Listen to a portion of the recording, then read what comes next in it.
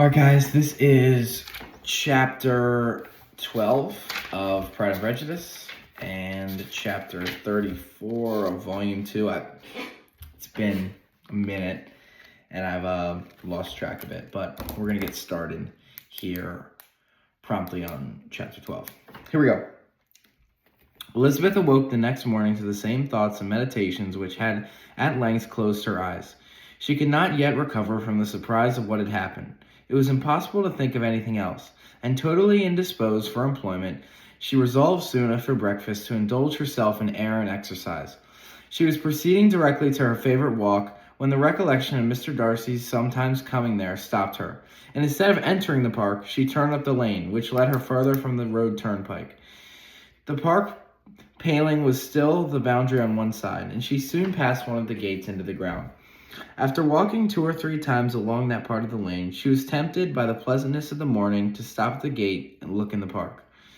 The 5 weeks which she had passed now in Kent had made a great difference in the country, and every day was adding to the verdure of the early trees. She was on point of continuing her walk when she caught a glimpse of a gentleman within the sort of groove which edged the park. He was moving that way, and fearful of its being Mr. Darcy, she was directly retreating.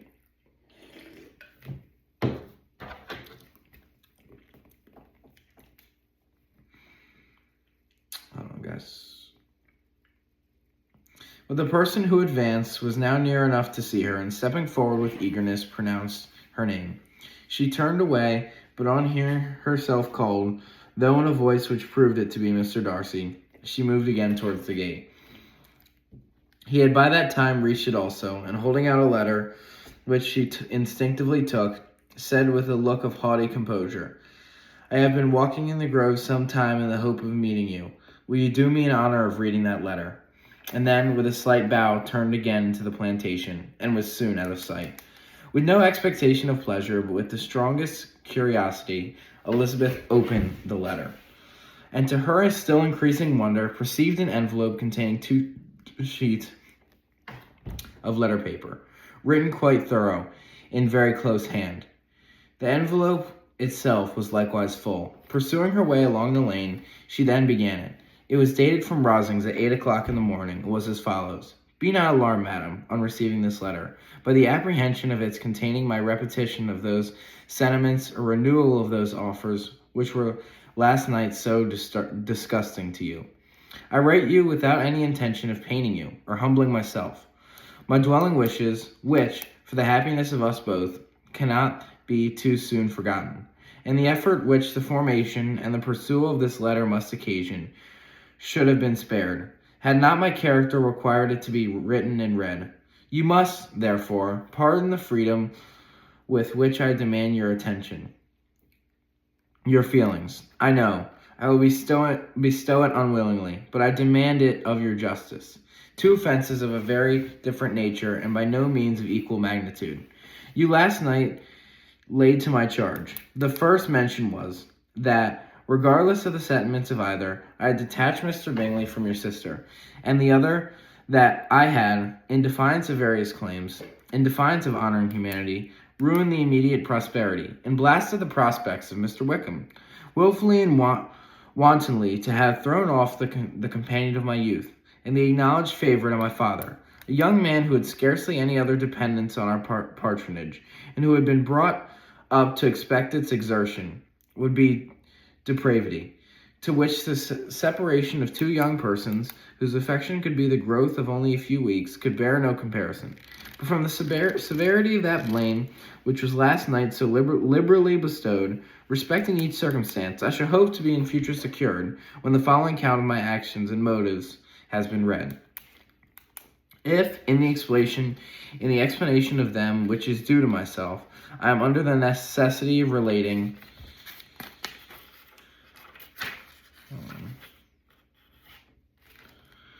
feelings which may be offensive to yours, I can only say that I am sorry. The necessity must be obeyed, and farther apology would be absurd. I had not been long in Hertfordshire before I saw, in common with others, that Bingley preferred your eldest sister to any other woman in the country. But it was not till the evening of the dance at Netherfield that I had any apprehension of his feeling a serious attachment. I had often seen him in love before. At that ball, while I had the honor of dancing with you, I was first made acquainted by Sir William Lucas' accidental information that Bingley's attentions to your sister had given rise to a general expectation of their marriage. He spoke of it as a certain event, of which the time alone could be undecided. From that moment I observed my friend's behavior attentively. I could then perceive that his partiality for Miss Bennet was beyond what I had ever witnessed in him. Your sister I also watched. Her look and manners were open, cheerful, engaging as ever, but with any symptom of peculiar regard, and I remain convinced from the evening's scrutiny, though she had received his attention with pleasure, she did not invite them by any participation of sentiment. If you have not been mistaken here, I must have been in error. Your superior knowledge of your sister makes the latter probable. If it be so, if I have been misled by such error to inflict pain on her, your resentment has not been unreasonable. But I shall not scruple to assert that the serenity of your sister's countenance and air was as might have given the most acute observer a conviction that, however amiable, her temper, her heart, was not likely to be easily touched. That I was desirous of believing her indifferent is certain. But I will venture to say that my investigations and decisions are not usually influenced by my hopes or fears. I did not believe her to be indifferent because I wished it. I believed it on impartial conviction, as truly as I wished it in reason.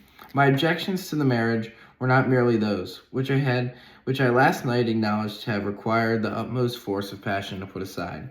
In my own case, the want of connection could not be so great an evil to my friend as to me.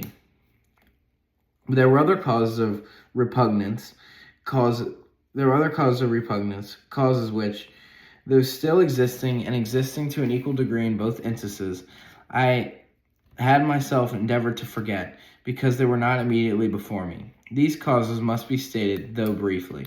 The situation of your mother's family, though objectionable, was nothing in comparison of that total want of propriety so frequently, so almost uniformly betrayed by herself, by your 3 younger sisters, and occasionally even by your father.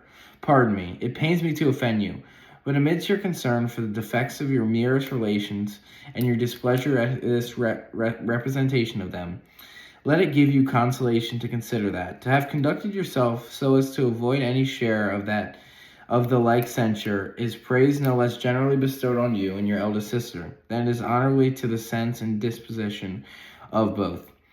I will only say farther that from what passed that evening, my opinion of all parties was confirmed, and every inducement heightened, which could have led me before to preserve my friend from what I have esteemed a most unhappy connection. He left Netherfield for London on the day following as you, I am certain, remember, with the design of soon returning. The part which I acted is now to be explained. His sister's uneasiness had been equally excited with my own. Our coincidence in feeling was soon discovered, and alike sensible that no time was to be lost in detaching their brother, we shortly resolved on joining him directly in London. We accordingly went, and there I readily engaged in the office of pointing out to my friend the certain evils of such a choice. I described and enforced them earnestly, but, however, this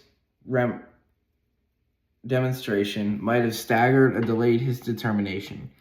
I do not suppose it would be ultimately have prevented the marriage, had it not been seconded by the assurance which I hesitated not in giving, of your sister's indifference. He had before believed her to return his affection with sincere, if not equal regard. But Bingley has great natural modesty, with a stronger dependence on my judgment on his own.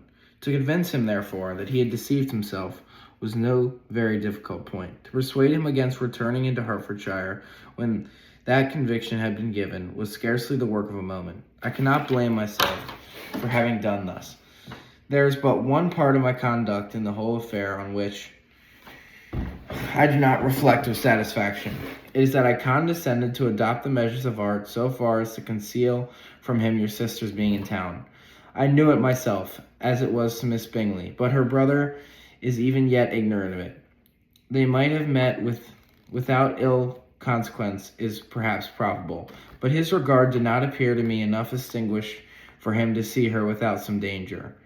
Perhaps his concealment, this disguise, was beneath me. It is done, however, and it was done for the best. On this subject, I have nothing more to say, no other apology to offer. If I have wounded your sister's feelings, it was unknowingly done. And though the motives which govern me may to you very naturally appear insufficient, I have not yet learned to condemn them.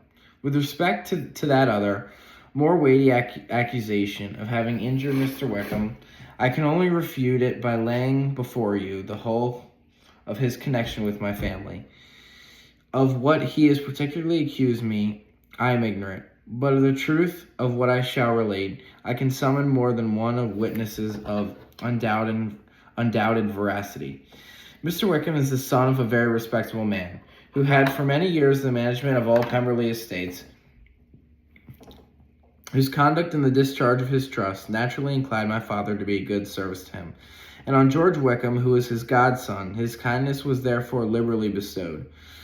My father supported him at school and afterwards at Cambridge, most important assistance, as his father, always poor from the extravagance of his wife, would have been unable to give him a gentleman's education.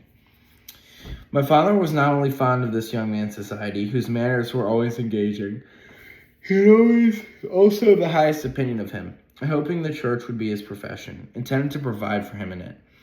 As for myself, it is many, many years since I first began to think of him in a different manner. He was careful to guard from the knowledge of his best friend, could not escape the observation of a young man of nearly the same age with himself, who had opportunities of seeing him in unguarded moments, which Mr. Darcy could not have. Here again I shall give you to pain to what degree you only can tell. But whatever may be the sentiments which Mr. Wickham has created, a suspicion of their nature shall not prevent me from unfolding his real character. It adds even another motive. My excellent father died about 5 years ago. His attachment to Mr. Wickham was to the last so steady, that in this he particularly recommended it to me, to promote his advancement in the best manner that his profession might allow, and if he took orders, desired that a valuable family living might be his as soon as it became vacant. There was also a legacy of £1,000.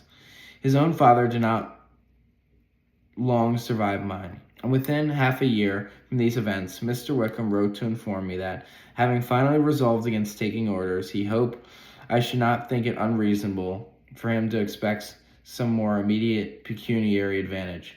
In lieu of the preferment, by which he could not be benefited, he had some intention, he added, of studying the law, and I must be aware that the interest of £1,000 would be a very insufficient